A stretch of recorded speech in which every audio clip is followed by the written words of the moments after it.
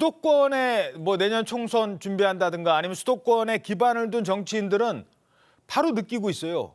지금 힘들다는 거. 얘기 들어보시죠. 그래서 강서 구민들이 우리 당에게 선약을 지어주신 거죠. 저는 보약으로 생각하고 있습니다. 이런 선약, 좋은 약을 우리가 받아들고 아무런 변화를 시도하고 추구하지 못하면은 내년 4월 총선에는 우리가 독약을 받을 수밖에 없어요. 당은 당이고 정부는 정부예요. 용산은 용산이고. 예. 분명히 내년 4월 총선은 당이 치르는 거지 용산 정부가 치르는 선거가 아니에요. 그러면 지금 가장 중요한 앞으로의 쇄신책, 총선 기획 이런 것들은 그 기존 지도부의 영향력을 상당 부분 그 분리하고 배제하고 사람을 찾아야죠. 대통령께서 저는 그 부분을 결정해야 된다고 생각해요. 지금과 같은 상황이 계속 유지된다면 내년 총선 실패하는 거는 마타논 당상이죠. 자, 여의도 정치권은요. 뭐 대선이 중요하겠습니다만 대선도 대선이지만 총선이 더 중요해요. 왜? 본인의 직접 정치적 생명과 연관되는 문제니까요. 지금 그래서 수도권에서는 자, 이래서는 안 된다라는 얘기들이 나오고 있는 거예요. 자, 당에서 장해찬 최고위원 어떻게 판단하고 있습니까? 일단 저희가 임명직 당직자 전원 사퇴 이후에 수도권과 70년대생 중심의 새 인선을 했습니다만 여전히 좀 부족하다, 우려가 있다라는 언론과 여러 각계각층의 지적을 뼈아프게 또 받아들이고 있습니다. 다만 말씀드리고 싶은 것은 2기 당직자 인선이 변화의 끝이 아니라 변화의 시작이어야 한다는 점을 저희가 분명히 인식하고 있고요. 남은 전략부총장 한 자리도 아마도 충청권 중심으로 물색하는 중인 것 같고 김기현 대표가 이 혁신기구라던가 총선기획단 조기 출범을 약속하지 않았습니까? 그 같은 관점에서 이 당의 어떤 혁신을 이끌 그리고 총선 준비를 할 새로운 기구에 더 많은 수도권 인사들, 외부 인사들을 적극 포진시키면서 당의 체질을 개선해 나가는데 지금부터 노력을 더 많이 경주하겠다라는 말씀을 드릴 수밖에 없고 뭐 일각에서는 이번 선거 패배 이후에 워낙 어려운 곳이었기 때문에 책임이 크지 않다는 의견도 있었습니다만 저희 지도부 내 비교적 젊은 축의 최고위원들이 나서서 저희가 정말 반성해야 된다, 쇄신해야 된다는 목소리를 냈기 때문에 이러한 또 결단까지 나오지 않았습니까? 여기서 끝이 아니라 이제 변화가 막 시작됐다는 점을 다시 한번 분명히 밝히고 싶습니다. 예.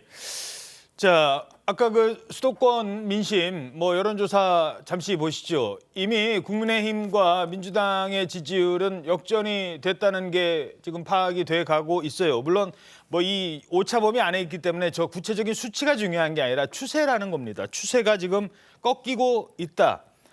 뭐 일각에서 뭐 강서가 아니라 송파였으면 이길 것이다. 글쎄요. 지금 이 상황으로는 내년 총선 송파에서만 치르는 건 아니지 않습니까? 게다가 이번에 인선 때도요. 원래는 이만희 사무총장이 아니라 박대출 정책위 의장 얘기도 있었대요. 그러다가 뭐 바뀌었다는 얘기도 나오고 있습니다. 그 과정 잠깐 들어보시죠. 보도 보신 걸로 알고 있는데 사무총장이 원래 박대출 의원이었다는 인사안이 조수진 최고 카톡 그 화면으로 좀 잡혔거든요. 좀 바뀐 배경이나 좀 고심하신 부분.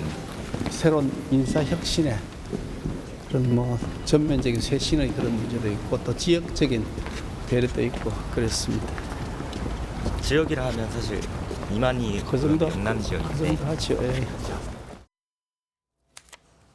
자, 지금 뭐 SNS 하다가 그게 포착이 됐다 카메라에 바로 저 장면이거든요.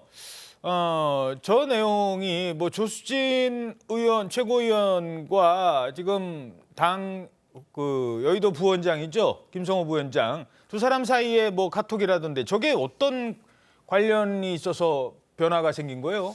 일단은 이 핸드폰 화면 사진 찍히는 거는 매번 벌어진 일인 것 같은데 좀 더 주의해야 된다라는 생각을 우선 하고요. 다만 저기에 박대출 전 정책위 의장이 포함되어 있었던 건 초안이라고 할 수 있죠.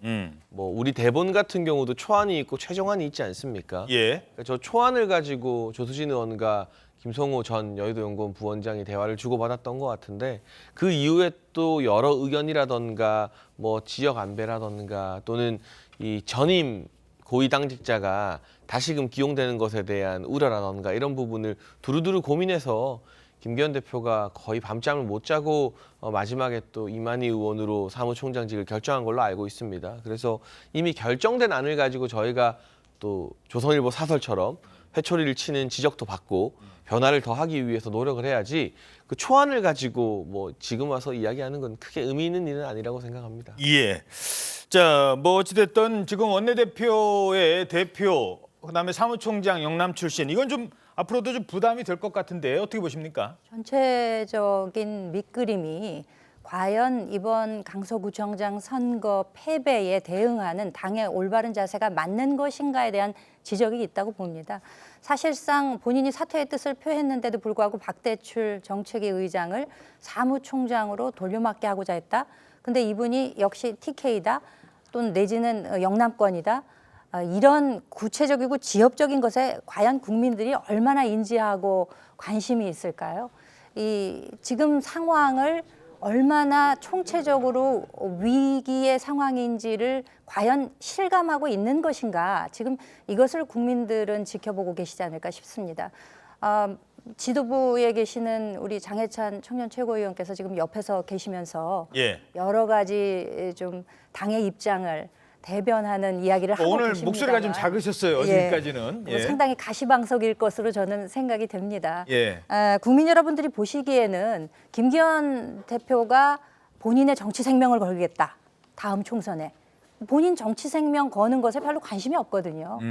지금 국민의힘이 어느 정도의 위기 상황인가 도로 3년 전으로 돌아갔다는 분석이 있지 않습니까? 예. 강서구청장 선거에 나타난 민심이라고 하는 것을 제대로 직시하고 이에 대응하는 제대로 된 처방을 내리지 않는다면 과연 임명직 이 위원들 이거 바꾼 거 가지고 효과가 있을지 저는 참 그게 의문이 아닐 수 없습니다. 예.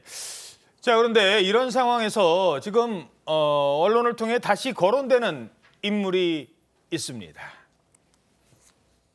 제가 정치에 처음 발을 디뎌 아무것도 모르던 시절에 저를 가르쳐주고 이끌어줘서 우리 국민의힘의 대선 후보가 될 수 있도록 가장 큰 역할을 해주시고 우리 사상의 머슴, 사상의 일꾼 장제원 의원께 제가 이 마이크를 좀 넘겨도 되겠습니까, 여러분?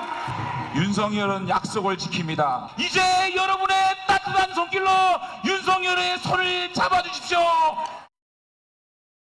예. 장제원 의원인데요. 장제원 의원 또 권성동 의원 이름도 나오면서 요즘 그동안 이제 윤핵관 얘기 비판이 막 있으니까 좀 잠잠했고 언론에도 모습을 드러내지 않았고 발언 하고 싶은 말이 있어도 삼가해 왔는데 요즘 뭐 근황과 관련해서 알려진 게 있어요? 예, 이 근황 얘기가 왜 나오냐면 지금 말씀하신 대로 여당 지도부의 이른바 중량감 있는 인물이 부재한 채 소위 친윤계로 채워졌다 이런 평가들이 나오면서 부각이 되는데 지금 말씀하신 대로 핵심 실세로 꼽혔던 권성동, 장제원 의원 역할론이 부각되고 있습니다. 예. 이 장제원 의원 같은 경우에는 현재 국회 과방위원장 역할을 하면서요. 정부의 언론 개혁에 대해서 뒷받침을 하는 중이고 권성동 의원도 올 초에 당대표직 중도 사퇴한 이후에 대야 현안과 관련된 정책적인 메시지만 내고 있는 상황이거든요. 예. 그러니까 두 사람 다 아직까지는 이제 현안에 대해서 직접적인 참전을 자제하고 몸을 낮추고 있는 상황인데 이제 최근에 장제원 의원이 이선 후퇴론 이런 얘기가 나오니까 본인의 SNS에 그 시점쯤에 맹금 음조 집궁 대토라는 글귀를 공유하면서 뭐라고요? 맹금 음조 집궁 대토 무슨 말이에요, 저게? 본인이 밑에 설명도 써놨습니다. 용맹한 새는 발톱을 숨긴다. 활을 잡고 토끼를 기다리라는 뜻이다. 이런 설명도 덧붙였는데 용맹한 새는 발톱을 숨긴다. 예, 이제 본인이 등판할 때를 기다리면서 아직은 때를 보고 있다. 이런 취지로 지금 해석이 되는 것 같습니다.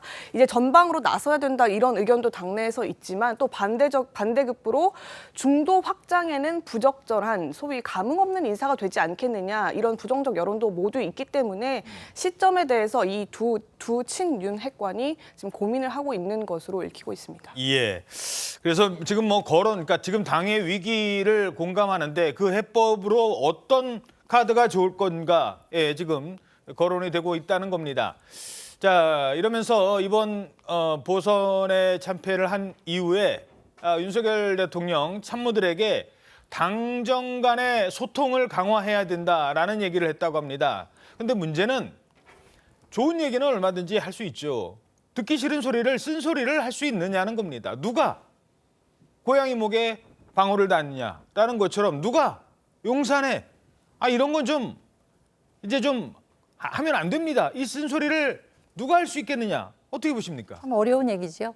그 당정대 간의 소통이 분명히 필요합니다. 그래서 지난번에 김기현 대표 취임하고 나서 대통령실과 뭐 일주일에 한 번씩 정기적인 회동을 갖겠다. 이 얘기는 결국 그 시중의 이야기들을 대통령께 잘 전달하겠다 이제 그런 얘기 아니었습니까? 예. 과연 일주일에 한 번씩 만나셨는지 저는 그걸 이제 묻고 싶고 좀 뒤늦은 감이 없잖아 있고 당정대 간의 소통도 중요하지만 제일 중요한 것은 대통령이 국민과 직접 소통하는 것이라고 저는 생각합니다. 일종의 이것은 간접 소통을 벗어난 직접 소통, 그야말로 국민들과 소통해야 될 가장 중요한 주체가 있다면 그것은 대통령 아니겠습니까? 대통령께서 도어 스태핑을 하시다가 중단한 이후에 취임 1주년 기자회견도 하지 않으셨어요. 물론 뭐 1년이라고 해서 무슨 형식적인 거 이런 거 감안하지 않겠다라고 이야기를 하셨는데 평상시에 그 뭐 품성이나 이런 것을 볼 때 물론 그런 형식적인 것에 얽매이지 않겠다라는 진의는 이해가 가나 예. 하지만 국민들과 터놓고 이야기하는 시간 저는 분명히 필요하다고 생각합니다. 지금 왜냐하면은 대통령이 유일한 그 소통의 시간이라고 하는 것이 국무회의 모두 발언을 통해서 국민들께 뜻하는 바, 정부가 나아가는 바를 지금 전달하고 계시는데 이 소통이라고 하는 것은 쌍방이라는 것을 전제를 합니다. 듣는 이야기가 있고 또 하는 이야기가 있는 것인데 예. 그런 측면에서 생각해 본다면은 기자회견도 좀 하시고 국민과 직접 소통하시는 그런 좀 기회나 모습들도 보다 좀 늘어나야 되지 않을까. 이것이 당정대 간의 원활한 소통 이전에 먼저 이루어져야 할 전제 조건이 아닌가 생각이 됩니다. 예. 자, 뭐 쓴소리도 나오고 있습니다. 당내에서 뭐 민주적 정당이라는 게 이런 거 아니겠습니까? 아니 지금 대통령 지금 고치지 않으면 결국 총선에서는 망한다. 그런 위기의식. 민주당에서는 어떻게 보고 있습니까? 네, 저도 굉장히 공감되는 부분이 많이 있습니다. 이번에 재보궐선거 참패 이후에 사실은 저는 국민의힘에서 책임이라는 단어가 실종이 됐다고 생각합니다. 실제로 저는 책임진 분이 한 분 계신다고 보는데요. 누구요? 네, 김행 후보자죠. 사실은 사퇴를 하셨죠. 근데 뭐 자진 사퇴를 하셨지만 사실 김행 후보자 빼고는 저는 국민의힘에서 스스로 책임을 지고 어떤 자리에서 물러난다든지 아니면 사과를 한다든지 그런 액션을 취하는 분을 저는 한 번도 보지 못한 것 같습니다. 그리고 실제로 뭐 그 강서구가 뭐 국민의힘이 원래 어려웠던 지역이다라고 실제로 말을 하고는 있지만 지난번에 윤석열 대통령이 7%가 이겼던 그 마곡 지역에서는 이번에 16.1% 정도 이제 패배를 했습니다. 그렇다면 민심이 많이 돌아섰고 윤석열 대통령이 말하는 소통이라는 것, 바로 국민과의 소통, 국민과의 대화, 그리고 특히 그 마곡 지역은 30대 그리고 중산층이 굉장히 많은 지역이거든요. 그러면 젊은 사람들이 많이 돌아섰다는 얘기인데 왜 그들이 돌아서야 했는지 그 민심을 읽어야 하고 오히려 과학적인 그런 데이터, 그런 통계를 좀 읽어야 하지 않을까 싶고요. 그리고 한 가지 더 말씀드리고 싶은 것은 지금 국민의힘의 그 현역 의원들이 주로 뭐 영남권에 많이 있고요. 수도권에 많이 없으신데 그리고 또 호남권에도 많이 없으시죠. 그렇다면 좀 전국 정당으로 거듭나기 위해서 또 전국의 국민들의 목소리를 듣기 위해서는 저는 국민의힘은 원외위원장의 목소리를 들어야 한다고 생각합니다. 원외위원장의 목소리도 들어야 된다. 자, 이런 가운데 이번 국민의힘 당직 인선과 관련해서 한 분 눈에 띄는 인사가 있어요. 지난번에 본회의 때 질문. 상당히 감동적이었다. 장관과의 답변. 바로 이분이었습니다. 법무부 장관님 발언대로 나와 주실 수 있을까요?